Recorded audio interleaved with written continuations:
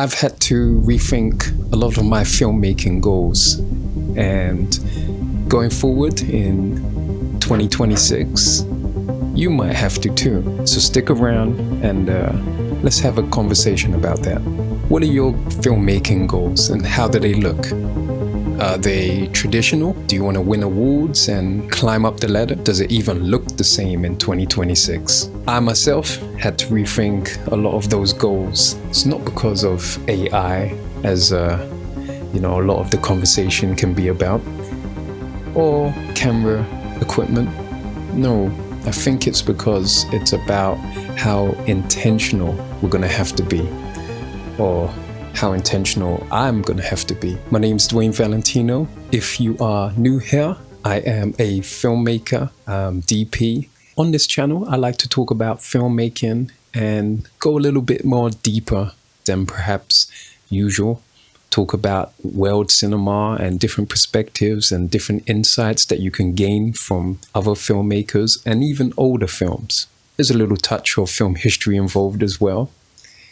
But all in all, this is all to broaden your perspectives and tastes and hopefully help to make you guys a better filmmakers or better filmmakers. Did I say that right? Help to make you guys better filmmakers. Yeah. Let's talk about the landscape in a general sense. What's changed? As I've mentioned in previous videos, the equipment is a lot more affordable and democratic, so you can get a lot for a lot less in cost. So that's great. You have the advent of AI now entering different aspects of the industry. Obviously, everyone's afraid that it will take over all the creative aspects, but right now it's really being used to supplement certain sort of post-production things like editing. Are these a good thing?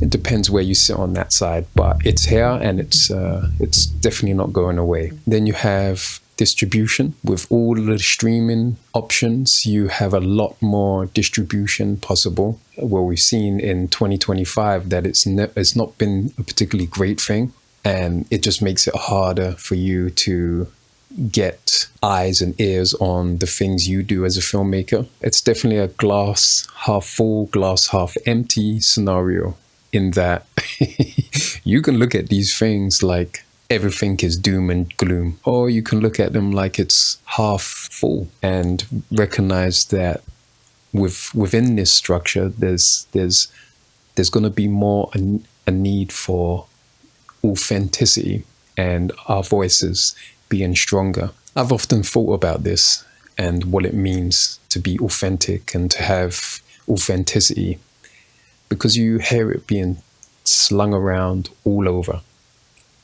And I don't know, do you actually know, like truly embody what that means? So let me give you my take. I think what it means is the closer you can become to being more relaxed in your presentation, in the way, for instance, we're talking to each other, communicating through the camera, through your visual language, the closer and more comfortable you can become to those things, and the more trusting of your own choices you can become, I think that's where authenticity lies. You will more than likely always doubt certain aspects, but the closer and more confident you can become to actually doubting less, the more closer you can become to being more authentic. So let's get into some brass tacks. Let's get into some strategies, because, talking about the landscape is one thing, but recognizing where you sit in that landscape and how you can move forward is really important. So one of the things I'm going to try and do this year is really focus on being consistent. The more you pull out in terms of the more ideas you have, and stories and elements of stories and perspectives, the better in line with your voice you become. So pull out more projects. Don't be paralyzed by the size and the quality of it. Often you're thinking about polish. It has to look a certain way. And I've mentioned in other videos that, a voice and being able to say things in a very unique way is more important often than, how shiny your product looks or how immaculately produced your ideas look. Putting out things that reflect your taste, your perspective, and your insight is important, because you're not just trying to chase a trend. As a filmmaker and a storyteller, I don't think it's the way in which you get to where you are confident and authentic with your voice. One of the things I'm going to be more transparent about is sustainability. And we all know we need income to survive. We can't get around that. And for those of you like myself who have a family, I don't think it's a bad thing to have a job of sorts whilst you're doing, a lot of these creative endeavors. If you need to have a job, sustain that part of you, because that pressure is something you can't create well in. Be very intentional about, your client work, and recognize that it's okay to supplement yourself while you're chasing your vision and your dreams. It is a very saturated market. So make no mistake, your voice isn't going to be heard with just one short film or one piece of content. It's almost improbable. It's not that it's not possible, but it's just improbable. So I'm not saying you should, pull out stuff, just a bunch of rubbish. But definitely, I think it's important to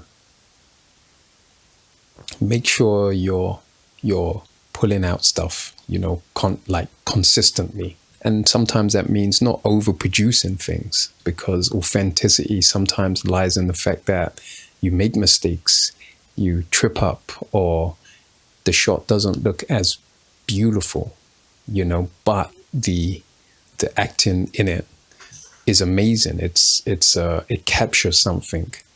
You got AI videos and AI personalities and all sorts, and even musical artists and everything all popping up. So